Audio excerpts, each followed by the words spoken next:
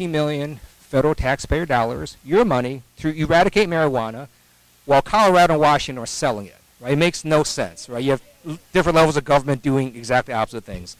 So this bill eliminates the source of funding for that program, and I have Justin Amash, a Republican, very conservative, who is a co-author. And so politics is sort of like a circle sometimes, right? Sometimes you're so right, you're left. And he is also a civil libertarian. He believes cannabis laws are stupid, as I do, and it's a waste of money. So he's agreed to be a joint author, and hopefully we can actually get that through, because now you do have bipartisan support. So I'm excited to see if we can get that through this year. And with your help and support, let me know, and maybe we can actually get that through. So now let me talk about John Chiang. So I want you to understand the position he's in. California is the 8th largest economy in the world, greater than over 180 other countries, and he is the treasurer of that economy. Pretty amazing. And there's only one position that requires more votes than a statewide position in California, and that's President of the United States. And John Chiang is here with us tonight. Isn't that pretty cool?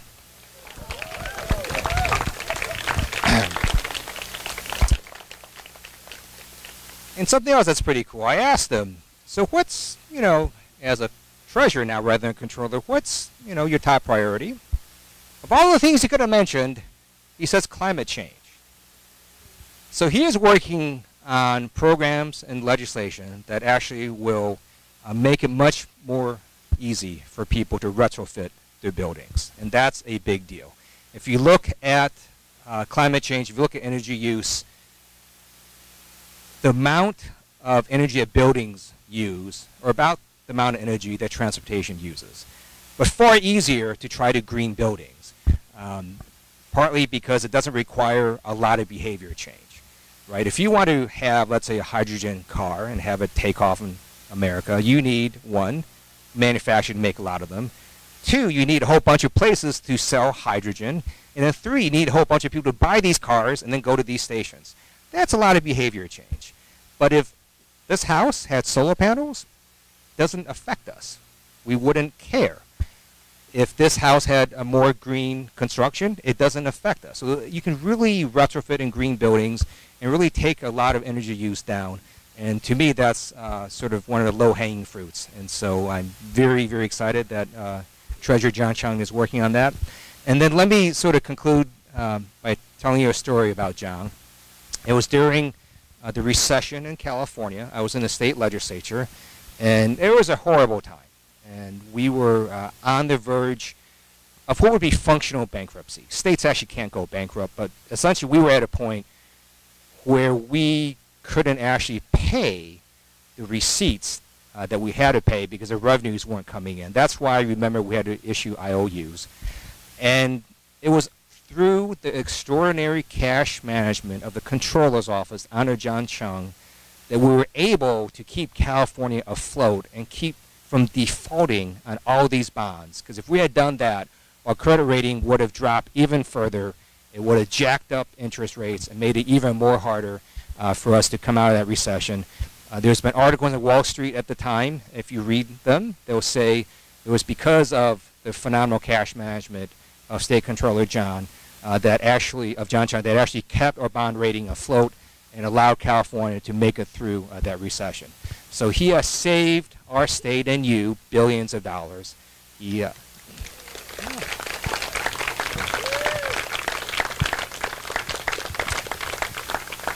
And he's here with us. So I'm going to have John speak, right? All right, coming up. Thanks, Ted.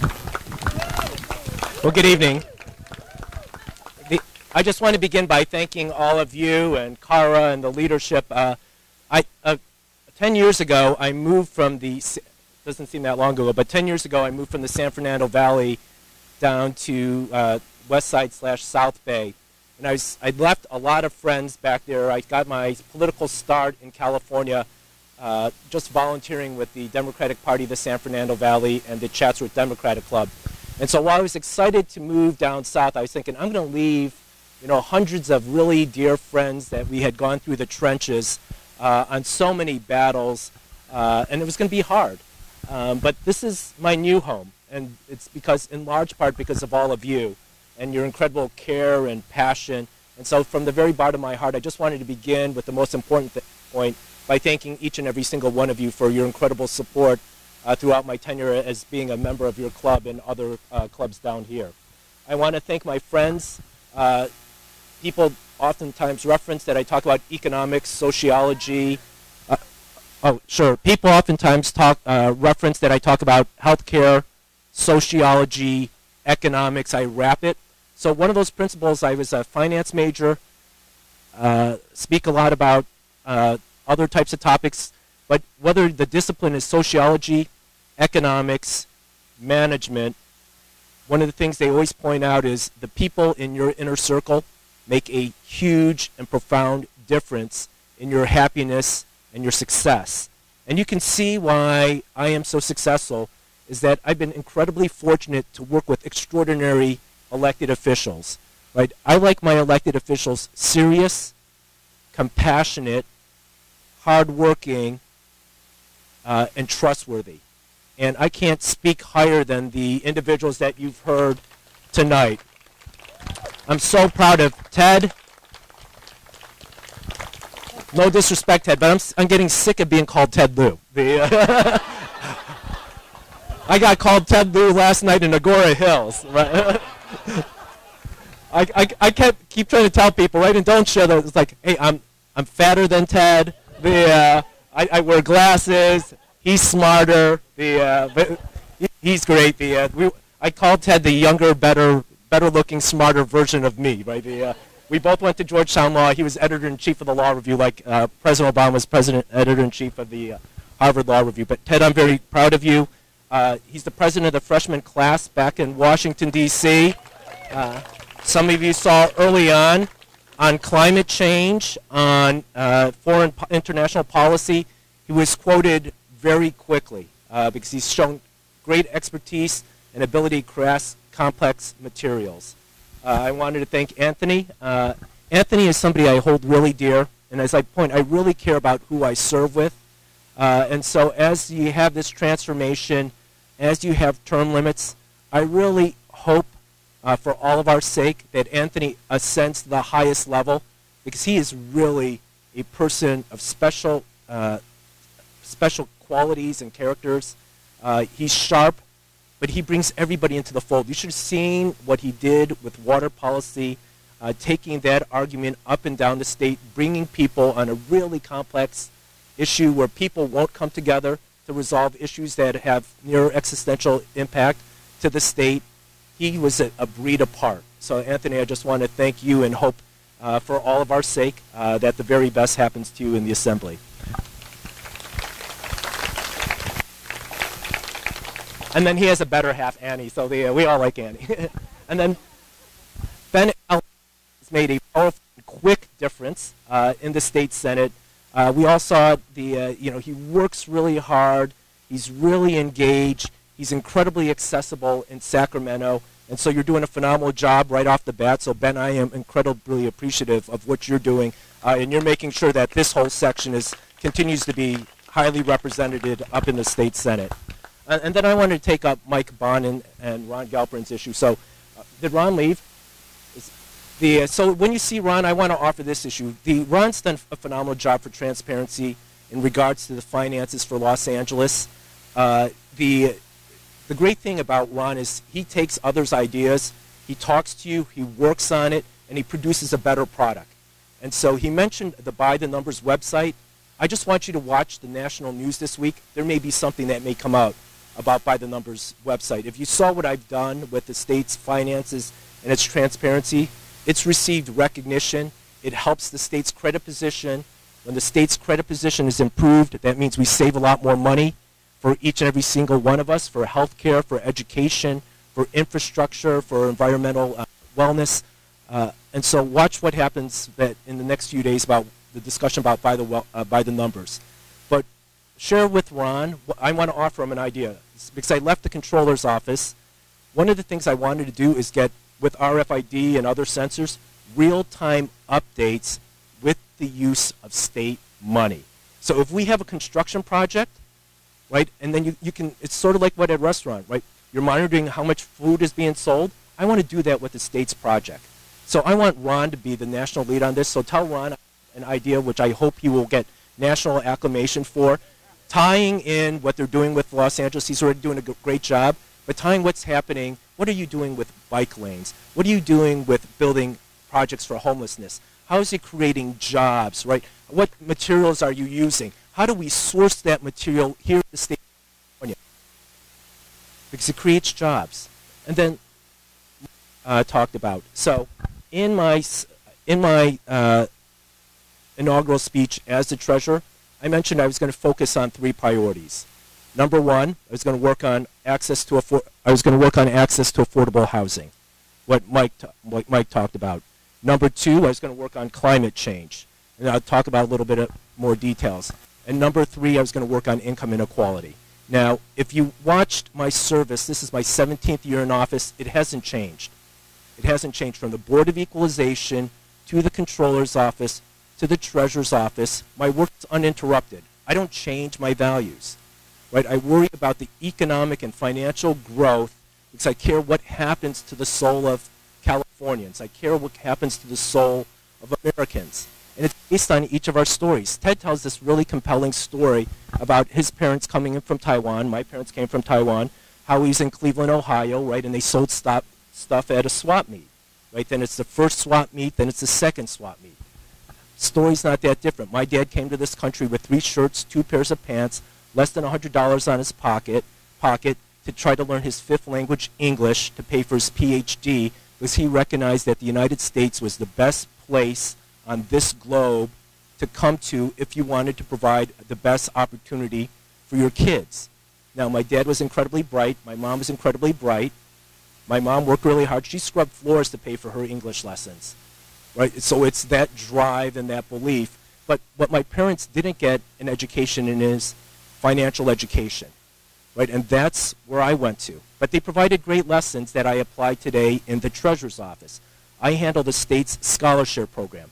So what I try to share with people is I'm trying to improve the financial products for people who don't get world-class financial products. The wealthy get access to private equity. They can invest money and make 30% return. If you're a person of moderate wages or low wages, right, you stick your money in a bank and you get less than 1% income. Right? It continues to push the income inequality. I, as your state treasurer, am the state's banker. And I am pushing the financial industry to create more products to help middle and low income earners, right? We go up and say, I'm not challenging the wealthy people on that issue. I'm just saying we would benefit better if everybody had better access to financial products. In fact, the wealthy would benefit. So I also give an example how I'm trying to improve the state's scholarship program. It's the state's investment, saving monies, investments for a kid's college education. And I give this simple example. My parents, as I pointed out, didn't make a lot of money. Every week they would take us to the bank and they would deposit $1 a week. Then as my dad started making more than $16,000, he get $2 a week. A little bit more, $3 a week, then later $4 a week. Now, as the oldest son, Ted was probably a lot better than I did. I used to battle my mom all the time. I said, why are we studying 5 or 6 hours a night? And then I read some philosophy, right? I used to read autobiography of Malcolm X and all those things when I was a kid. But I would say, Mom, this is an oppressive, repressive, and suppressive regime. I said, who studies 5 or 6 hours a night, right? I want to play softball. I want to go tobogganing. I just want to, I want my Slurpee, right? Let me go to 7-Eleven and have like a 59-cent Slurpee. So eventually they let me go play softball. Now, I quit going to the bank. My brother kept going to the bank. And so a few years later, 3+ years later, he had $900 more than I did, right? And this is back, you look at the passbook savings, go, how did you get $900 a bank? He goes, while you were arguing with Mom, I kept going to the bank, and I kept the additional dollars. But this is the power of how I've, since my Board of Equalization days, just changing simple habits. Simple habits have huge impact on your future.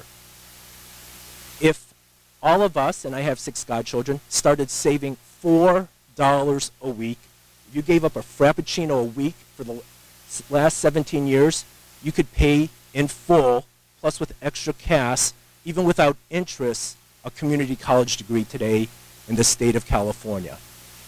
It's those little simple habits that I'm trying to build better products around. In addition, one of that huge focus, and I'll talk about income inequality and the housing component and climate change, what we're doing, I am building and rebuilding the state's affordable housing program regulations. Nobody's wanted to touch it for the last 10 years because who wants to get in a battle between real estate developers, labor, and the environmental community, right? It is a huge battle in our office, right? So I'm trying to get developers to say, I know you guys want to build affordable housing, it's good, I appreciate it, but we need you to make a greater public contribution for the good, right? Because I don't know how much you know about financing affordable housing and why it's broken down over the past few years. There's a federal component, there's a state component, and there's a local government component. Well, when everybody's broke, nobody's contributing. And so if you have somebody who's homeless, that's why we had this big problem. So federal government has to contribute something. The state hasn't contributed much recently after we haven't had the last housing bond.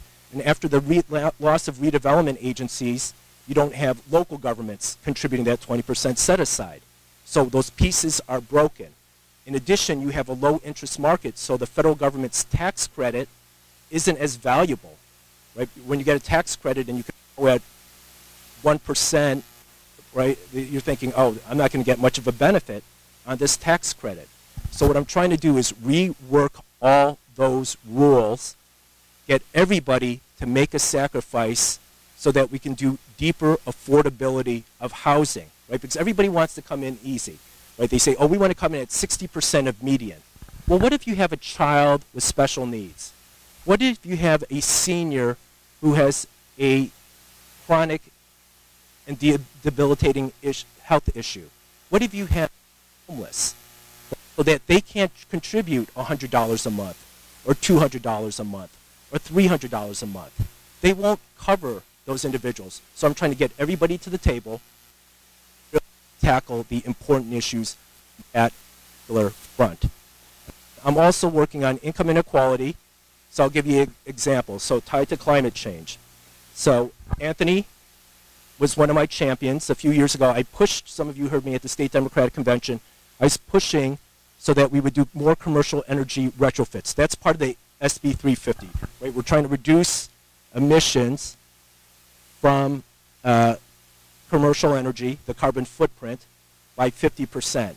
Well, I was trying to, how does that happen? You have to help the business owners finance doing that.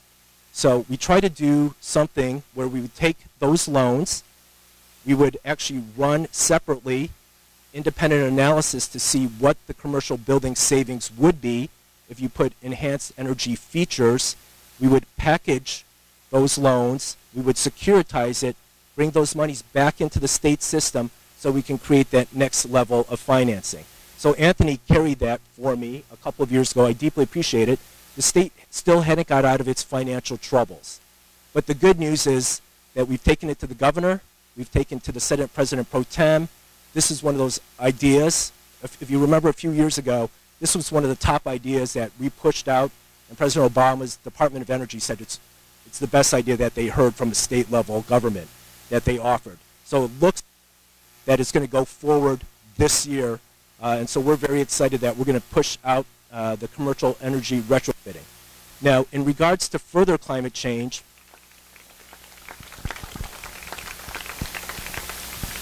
I'm pushing, as Ted pointed out, electric vehicles and hydrogen vehicles. So California, even though we're this incredible source of innovation, even though we finance Tesla and others, we're losing a lot of that activity to Utah, to Nevada, to Oregon, and to the state of Washington. So I want to make sure that we also have innovative financing programs so that we can bring more of that activity here in the state of California. So actually, why people are flocking otherwise, those states have made investments. You can take a car from Utah, electric vehicle, and they will have sufficient charging stations all the way down to Las Vegas. And so if you're a company, you're going, if they can do it there, why don't we move our companies over there? What Oregon and Washington have done is they've identified high-traveled tourist areas. So they're building those charging stations in those states to take advantage of tourists who want to engage in those types of activities. So we came up with a program that it's operated. It's not, we weren't the brainchild, but we're operating that program for the first time in the Treasurer's Office to help finance small businesses and individuals to finance charging stations. In addition, we're working with a hydrogen partnership and the EV companies to figure out how we finance infrastructure, right? Because it is a 10-year issue. The charging stations aren't going to be profitable probably for 10 years. It's like the growth of a Tesla, right? It holds steady for 10 years, and then if it hangs in there, it rockets up. So we're trying to keep these businesses sustainable here in the state of California. In addition, in that meantime, I'm trying to keep the electrical vehicle companies in the state of California. So a couple of weeks ago, I was down in Gardena. Some of you have heard of Faraday Future. They took over the Datsun facility. Right, they left. They're designing electrical vehicles. So it's one former executive of Tesla with Chinese money. So they designed their company here, and that's where California has design companies, but we don't have manufacturing companies. They're trying to figure out how to keep where they're going to manufacture their company. So I was lobbying on behalf of the state of California, lobbying against the mayor of North Las Vegas, lobbying against the state of Georgia to keep that company in Gardena, in the South Bay, right? Because they have 250 Californians working there today.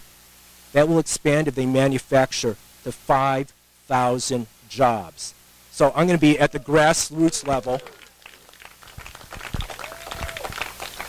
I'm going to be at the grassroots level battling company by company. I have great partners in Sacramento, Washington, D.C., to make sure that those jobs that we lost, those manufacturing jobs, it's new construction in the 21st century. That new construction is here so that the engineers who worked at Boeing, Raytheon, other manufacturing companies have jobs. We keep the knowledge, we grow the economy, and we get rid of income inequality here in the state of California. So this is only possible because your incredible energy, your hard work to get not only me elected, not only these great colleagues of mine, but the Democratic ticket. So again, from the very bottom of my heart, thank you so much for all the incredible good that you do.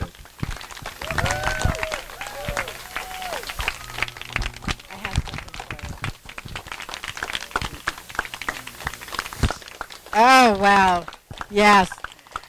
And we're waiting. Is there anything else you might want to tell us? Not yet? We're all waiting, right? Well, we have a little present for you, John. Governor, governor, governor, yes. Governor, governor, governor, yes. Sorry. I mean, he's being very shy. Do you want to? We have a this is a present for John from our club that we think he will like. Well wrapped.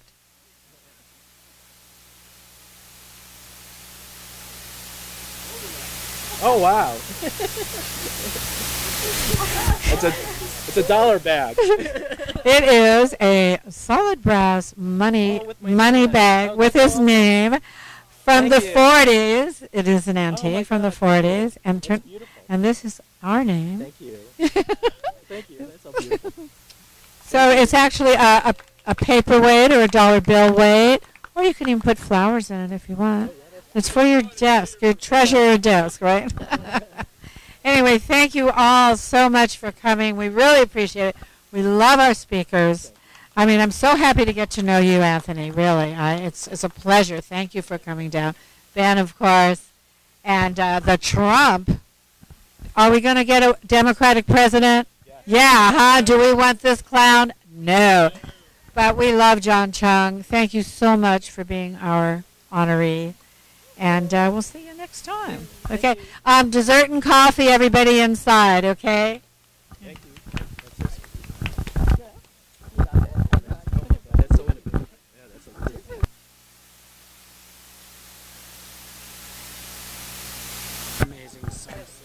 Yeah, the sunset. The sunset. Take a look at the sunset, everyone. It is beautiful.